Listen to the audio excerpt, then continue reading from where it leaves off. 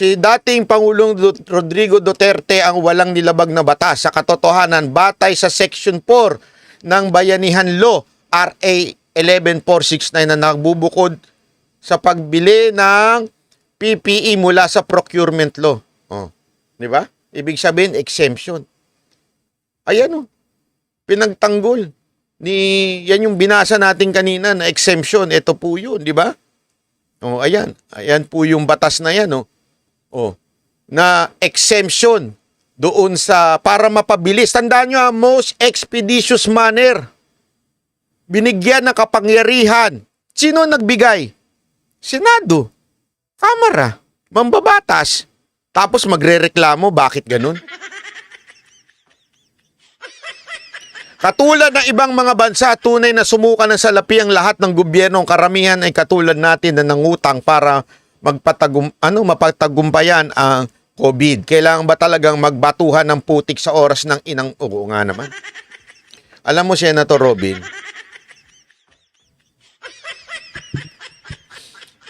wala ho kasi silang mabatong putik kay Pangulong Duterte. That's the truth. Di ba?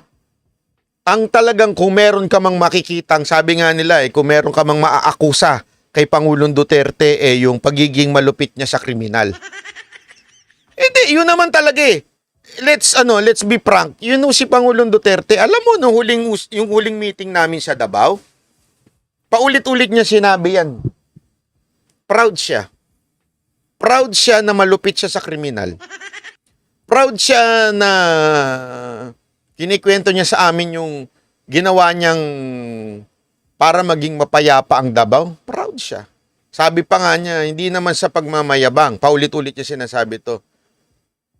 Wala kayong mahahanap na ganun. Na talagang gagawin ng lahat ng bagay, even it's a little bit risky, para lang siguraduhin na ang mga Pilipino ay safe. Alam mo, ako may nakikita ako isang matapang na tao na ganun. Walang iba kundi nandiyan sa picture. Hindi, nakausap ko ito kasi talagang matapang ito. Hindi ito yung tipo ng tao na pag nabatikos, bumabaluktot. Hindi. Kaya gagawin ito yung tama. And galit din ito sa mga sa mga droga at saka yung mga kriminal. Sobra ito.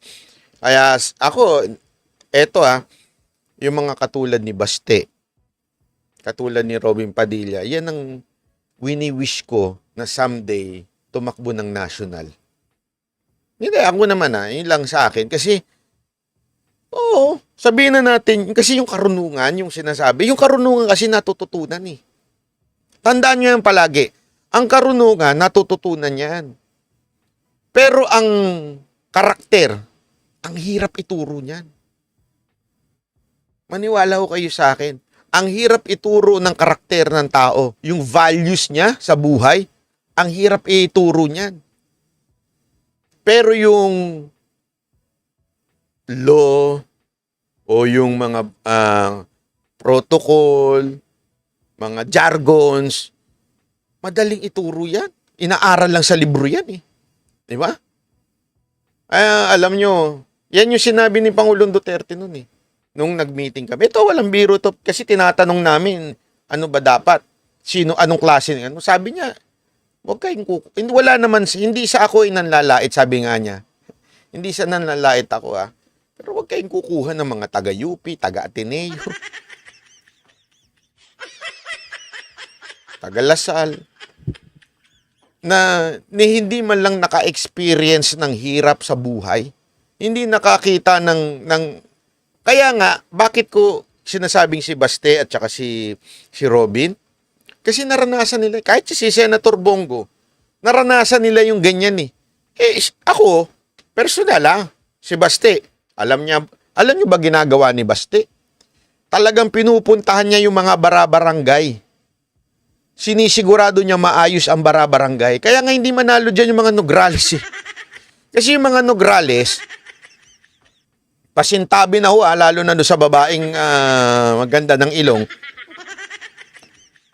pasintabi na. Pero kasi, hindi nyo madadaan niya sa bula-buladas ng mga politiko. Ang Davao, sanay ho sila sa hands-on ng kanilang mayor. Yung nakikita nila, nakakausap nila.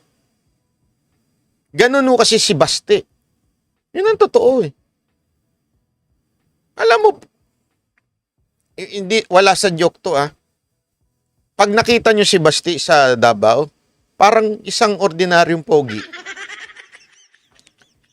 Hindi, walang biro ito.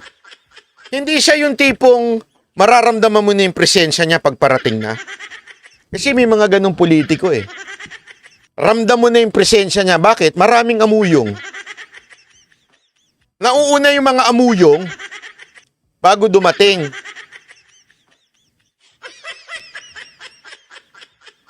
Nung mga ini-interview namin si Baste, sabi, nandiyan na si Baste.